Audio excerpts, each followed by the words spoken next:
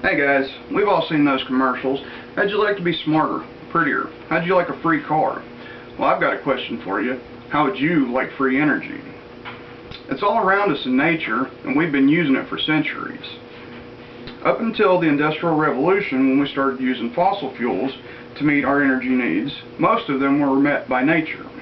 I'd like to talk to you about getting back to that.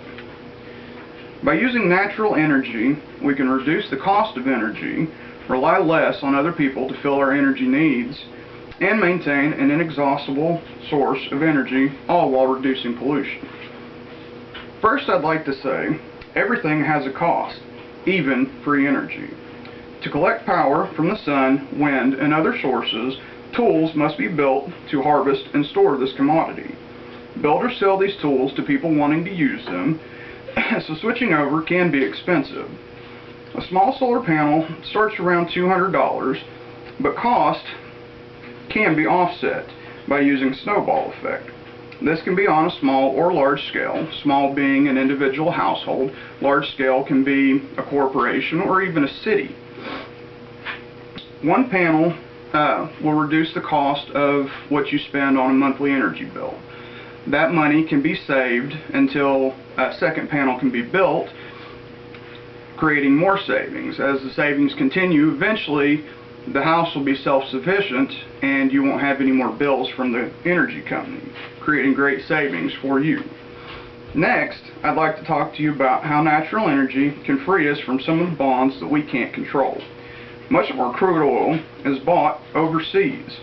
War and politics can interrupt this supply. In turn, electricity is produced from oil and then is sold to the public.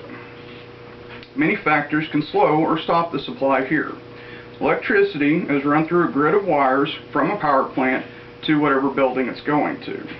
Natural disasters, imbalance of supply and demand, too many people needing power while the plant isn't able to actually supply all the power, and even human error like a car wrecking into an energy pole can deny power to people for a certain amount of time.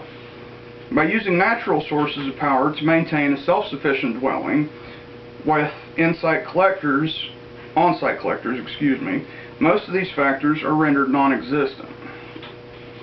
Third, I want to talk about maintaining those inexhaustible sources and reducing pollution.